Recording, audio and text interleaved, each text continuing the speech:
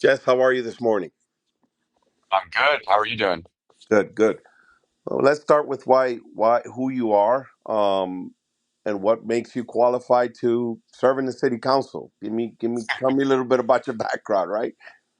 Yeah, I was born and raised here in Lower Manhattan. I grew up in Battery Park.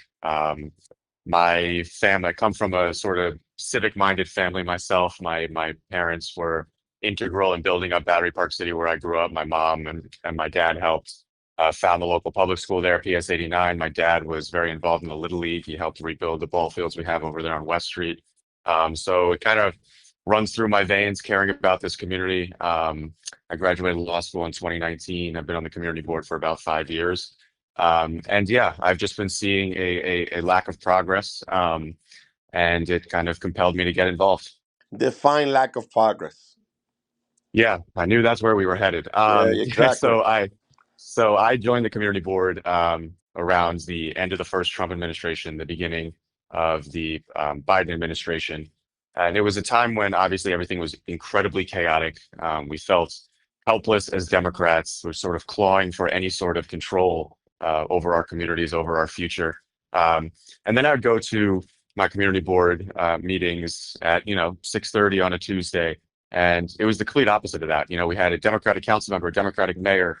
There was nothing really stopping us. And what I saw was not a progressive movement that was, eager to get things done and show what our vision was. What I saw was constant roadblocks being put up to things that I thought could make our community so much better, whether it was, getting rid of some of the most restrictive zoning laws that we have in order to spur housing production during a crippling housing crisis, whether it was, repurposing a couple of parking spaces in order to make vibrant public spaces for people to enjoy a meal, whether it was expanding open streets and pedestrian plazas to make our communities much more livable and walkable. I just constantly saw my incumbent council member, some members of my community, and a loud minority trying to put up roadblocks to things that would directly address these crises that we are facing every single day in this city and frankly across this country. And it made me realize that, a lot of these fights that we're thinking about at the national level, they really start right here at home. And that if we're not making progress on them in our neighborhoods, on our blocks, then we can't expect to be winning these much broader battles. Jess, what would prompt someone to block all these things? If you're saying they're for the betterment of the community, uh, Yeah. and you need votes to win election, there has to be a rhyme or reason. Yeah. So Look, tell me, it's I need to understand more. Like there's gotta be a constituency that says, I'll give you one example, right? In my community, yeah, for argument's sake, there is an argument to be made for bike lanes. We sure. want cars off the street. We want cleaner environment, right? We want less pedestrians. You have young families. Myriad of reasons to try to keep right people from driving and using mass transit for environmental reasons, for community, for myriad of things. But Hmm. there's a segment of small business owners, right? That are like, hey, there's nowhere to station, there's nowhere to drop. That's their argument. So there's a pro and con to everything, right? Or a counter Absolutely. argument. My question is to you: there's got to be a constituency and a base that doesn't want these things for a particular reason. Elaborate on There, that. yeah, there's no doubt. And look, this is New York City.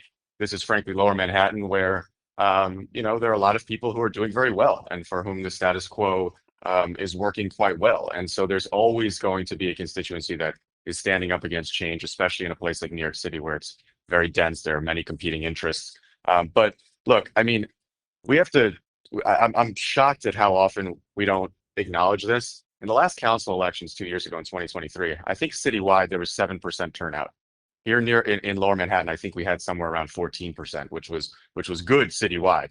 And when you look at polls, things like outdoor dining, they poll at like 84%. And when I'm out on the street, people are shocked to hear that their representative was, blocking outdoor dining, is Why? blocking Why? congestion pricing What would be the reason for for people to put up blocking outdoor roadblocks to it. dining? There's got to be. Yeah, yeah. Look, I think that the makeup Was of there our a chamber of it's commerce? Was there an anti? Right? Like, what would be what? You know what I no, like? no. It is people who show up to community board meetings. It is oftentimes ourselves. It is not. outside forces coming in to stop us from doing these things. It is oftentimes members of our own community who get the ear of the incumbent council member or other local representatives and put up roadblocks. And that's often how these things play out. And you know this, I'm sure you've seen this in your own community. Policy making in local government in a place like New York City is often not done on the grand scale that we think about it. It's oftentimes a few residents that can organize and show up to a meeting Hmm. and they can Hmm. put pressure on their council member to stop And things. yes, and sometimes that constituency is part of that 14% you mentioned. Absolutely, You know. absolutely, and and that's 14% of registered Democrats. I can't tell you how many young people I'm meeting today on the streets that are registered independents that, Hmm. frankly, Hmm. because of that, don't even get to participate in local elections at all. So I think what we see over and over again is that our leaders today are they're just not accountable to the broad community. They are accountable to an incredibly small slice of the electorate that research shows is oftentimes whiter, wealthier, more likely to own their homes, and our policies very much reflect that. So, in a way, our government is actually working exactly the way it's supposed to be. It's just that it's not accountable to more than a small slice of the electorate. Jess, talk a little bit about where you are in terms of the support and the resources that you need to run and raise money, endorsements, grassroots support. Yeah. So, when I entered this race, obviously I'm going up against an incumbent, and there are people who say incumbent, you can never beat an incumbent. It's going to be a major uphill battle, and I wasn't sure where it was going to go, but I'm really happy to say now that we're about a year into this. I've raised the maximum. We've received the maximum public funds payment. I'm getting endorsements from local Democratic clubs, citywide Democratic clubs. We've built a broad coalition of young people from the LGBTQ community, seniors, people who are just really fed up with the status quo. And, we've seen an incredible amount of energy. We have the resources to get through this. Now it's just a matter of, hitting the ground, getting our message out, getting my name out there, and making sure people know that they have an option that to take a different path and really take on the status quo.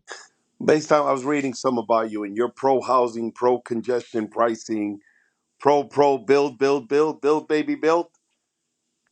I wouldn't say build, baby, build. I mean, look, Yeah, I because think that's that we, because that going back to how this business works, is you got to be careful with that because then they'll be like, hey, just as the candidate that's in the pockets of real estate. look, and I get people Because in the pro build housing. could be misconstrued sometimes. Of course. And people get, caricatured in the pro housing community all the time. My opponent is saying that I am in the pocket of real estate. I have not taken any money from the real estate industry at all, nothing from revenue, nothing from corporate developers. What we've seen is it's mostly a movement of young people who are completely fed up with the status quo, cannot imagine a future in this city, are sick of their rents going up, and just want to see a different solution. And yes, look, people are going to paint you the way that they have to in order to win their race, in order to make their position seem more palatable. But we're seeing an incredible shift in the way that people, particularly on the left, look at housing. There is an incredible shift in people realizing that we do have to build more, that it is incontrovertible at this point that the root of our housing crisis is a shortage, our failure to build, that we have these Jim Crow era zoning laws that are preventing us from doing the simplest things like build a 5-story building near a train station in Queens. We can't go on like this. And I think people are starting to realize that. So I think, those kind of attacks of yesteryear of he's in the pocket of real estate industry, I think for most people, those are starting to fall on deaf ears. Just talk a little bit about the Elizabeth Street Garden and Yeah, so where you are, what your thoughts are on that overall. sure. So Right? it's funny There's a because lot of people in the community again who are saying, "Hey, this is beautiful here. Why are we doing this?" And absolutely, and absolutely, and, and I get and it. there's a legitimacy to the city, whether you agree or disagree, exploring. Hey, is there another way to do this where it's win-win? Yeah, Where are you on and this? yes. So I'm in favor of building affordable housing at that site, and I'll tell you why. I mean, I totally get it. I grew up in Lower Manhattan post 9/11. I saw my community, ripped apart in so many different ways in order to rebuild. It's terrible to lose cherished public spaces, but the case with Elizabeth Street Garden, I mean, it's funny because I was actually interning for Margaret Chin around the time that this fight first started, around 2014, I think it was around. Um, and I remember the city announced that they wanted to build affordable housing on that site, and I went to look at Elizabeth Street Garden because I heard it was this public space that was beautiful that people could come and hang out, and it was locked. And I would go back on the weekends when it was supposed to be open, and oftentimes it would just be locked. And I started to do more research, and I realized it's actually not a public park. It's a private it's a city-owned plot of land that is leased to an artist who was using it as a sculpture garden for his wealthy friends. And over time, he started to open it up to the public in order to create this movement to prevent the city from building affordable housing there. And look, I get it. It doesn't mean it's not a beautiful site just because it's privately controlled and it has become a sort of cherished public space. But the reality is that if we can't build 100% affordable housing for seniors on city-owned lands while preserving 80% of the open space, if wealthy residents can team up with their local representative to prevent that from happening, think about what that means. That means that pretty much any development anywhere in this city, and you know better than I do, that anywhere you try to build affordable housing, there's going to be opposition. If this can be prevented, pretty much anything can be stopped. And when we're dealing with a situation with a 1.4% vacancy rate, with 200,000 seniors sitting on a wait list right now for affordable housing, we just cannot go that route. We need leaders who are actually going to stand up and do the right thing and be bold. And that's what I'm trying to do. Just question: what do you make to this argument? How do you push back on this argument? Chris Marte, incumbent council member, Lower East Side, son of immigrants, um, by the bootstraps, young man, represents what America really should be, or New York City's about, is trying to get sort of taken down by this Battery Park City, a child of privilege. What do you say to that? I mean, look, I mean, a lot of that is a lot of what you said about the council member is true. I mean, I have nothing against him personally. I do think that he, represents what's great about this city, what's great about this country. I actually voted for him twice. I saw a lot of myself in him when he first came on the scene. Progressive voice from within the community. This isn't about personalities. This isn't about people. This isn't about their backgrounds or how much, whatever it is, where they're from.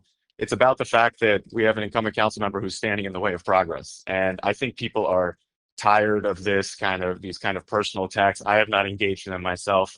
To the credit of the other candidates in this race, that it hasn't come to that, I don't Hmm. think. So Hmm. that's good. This has been a race about the issues.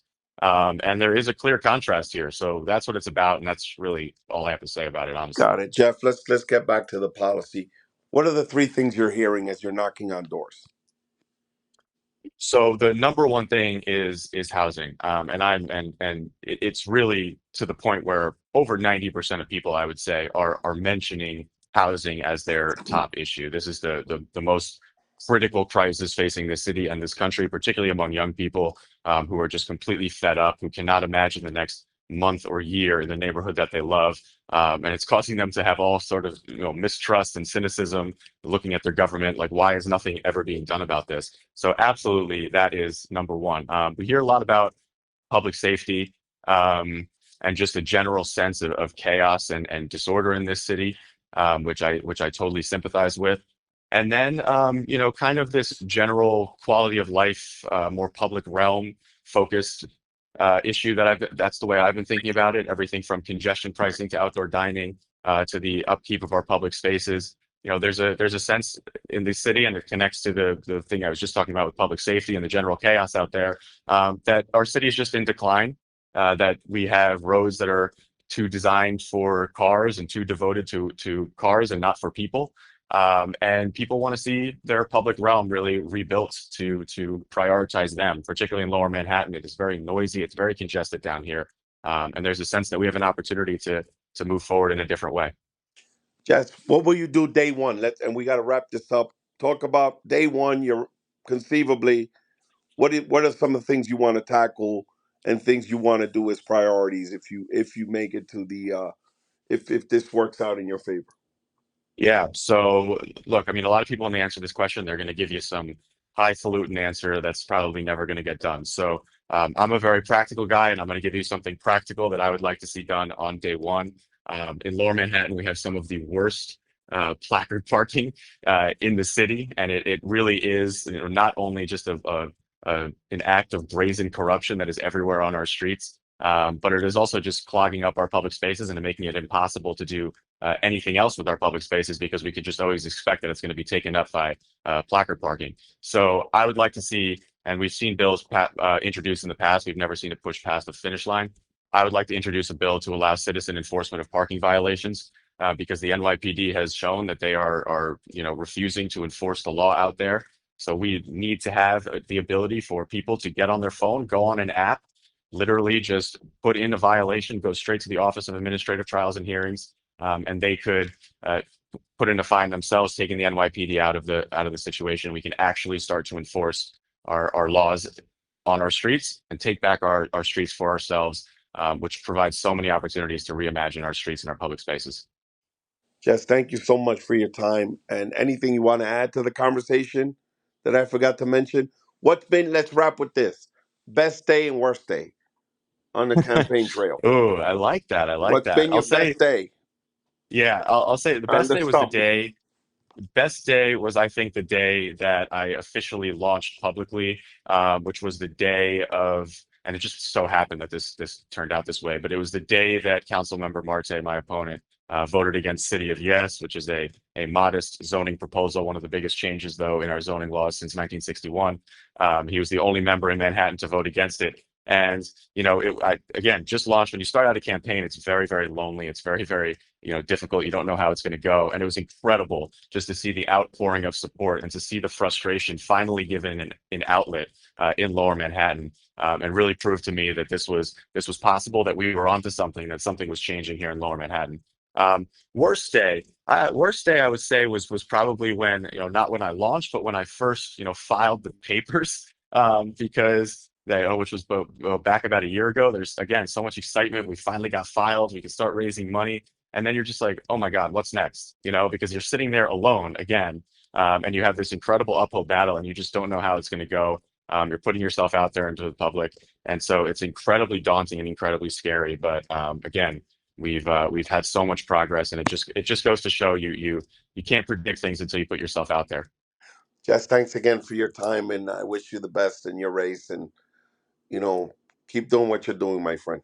Talk soon. Thank you so much. It was a pleasure speaking with you. All right, likewise.